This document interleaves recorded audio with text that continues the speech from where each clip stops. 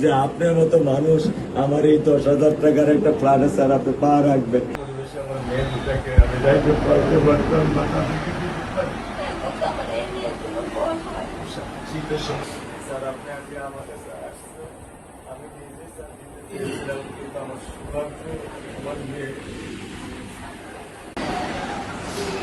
আপনি স্যার বিশ্বাস করবেন না, আমার স্যার 55 বছর বয়স, আপনি মনে করতে পারে স্যার সে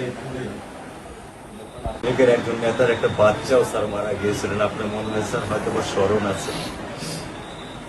ভালোবাসা আর ঋণের কাছে স্যার আমরা ঋণী,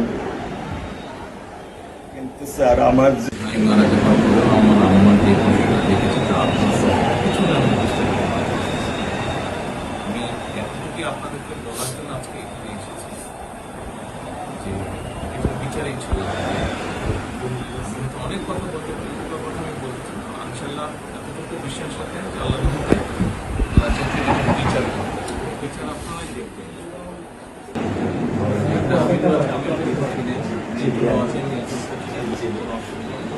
আর এখানে যায়নি, আসামিকে ধরা হয়েছে, ব্যবস্থা করা হয়েছে, এরপরে বিচার ইনশাল্লাহ আইন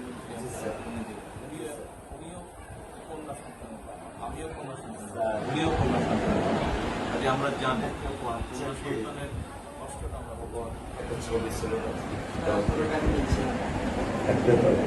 স্যার কিছু বলে তোলেন না, আমি শুধু আমি মেয়ের বাবা, আপনিও স্যার একদম মেয়ের বাবা, শুধু একটা আমি দৃশ্য আপনাকে স্যার দেখো, আর কিছু দেখাবো না স্যার, আমি দেখবো না স্যার, স্যার আমি দেখবো না স্যার, এটা নিয়ে আমি সারা জীবন স্যার আমি কি করে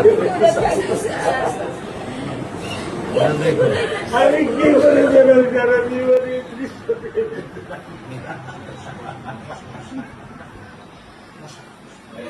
আমার এই দৃশ্য আমি কি দিয়ে পূরণ করবো? আমার বিয়ে শুক্রবারে আমার সাথে মসজিদে নামাজ পড়ে, আমি 3 নামাজ বাসায় পড়ি স্যার, কারণ ও আমার সাথে নামাজ পড়তে পছন্দ করে। 2 নামাজ আমি ওকে নিয়ে স্যার আমার বাসায় পড়ি স্যার।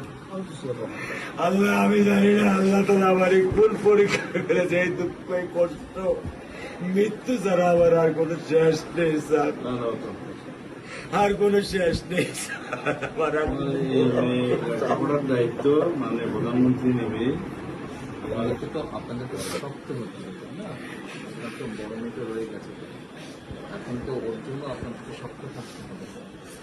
স্যার সত্য কথা, আমি যখন ওকে ভ্যানে পাঠাই আমি খুব বল পাই, আমি কালকেও বলে দিছি যে আমি আর ভ্যানে দিব না, তুমি প্রতিদিন ওকে রিস্কায় নিয়ে যাবা, রিস্কায় করে নিয়ে আসবা। আমি ক্লান্ত স্যার, 10 বছর বয়স থেকে স্যার অবহেলা পেতে পেতে পেতে পেতে স্যার আমি আর নিতে পারতেছি না স্যার।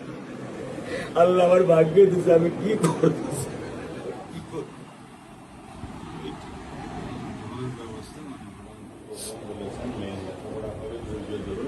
বিচার তুমি খুব সম্পৃক্ত সময়, এটা যে বেশি বলতে পারবো না, কারণ আদালতের বিষয় তো।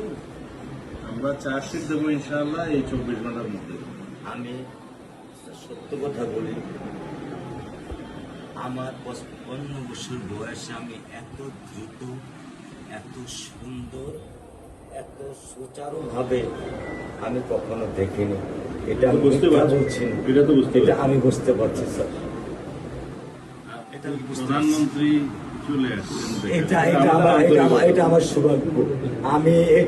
আমি সত্যিকার ভাবে স্যার আমি বলি, আমি এটা স্যার প্রত্যাশা করিনি যে আপনার মতো মানুষ আমার এই 10,000 টাকার একটা প্ল্যানে স্যার আপনি পা রাখবেন, কিন্তু এই বিশ্বাস ছিল যে আপনি 8-10 জন না, যে মানুষ ট্রাফিক সিগন্যালে দাঁড়িয়ে থাকে, নিয়ম মেনে চলে, সে মানুষকে বুঝতে স্যার আমার এইটুকু বয়সে স্যার যথেষ্ট স্যার। ইনশাআল্লাহ স্যার কোন আপনি কি ধৈর্য ধরবেন, আমি ওকে কোনো নিয়ন্ত্রণ করতে পারতেছি না। আল্লাহ চায় আপনার সন্তানের এই অবস্থার জন্য যে দায়ী তার বিচার ইনশাল্লাহ হবে, সেটা শীঘ্রই হবে।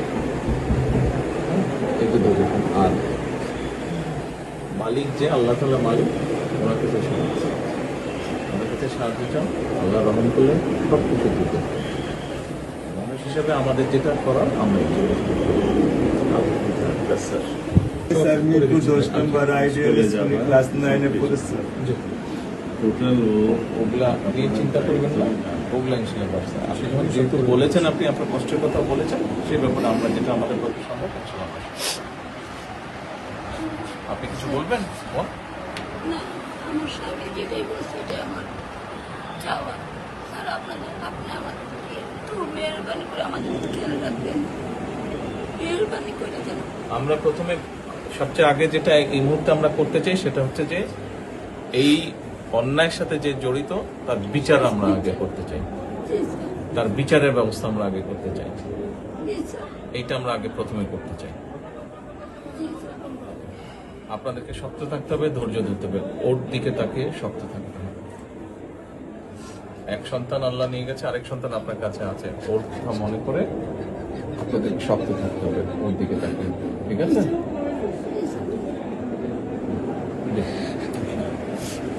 চলে আসছে, হ্যাঁ ভাই, চলে আসছে, আজকে চলবো।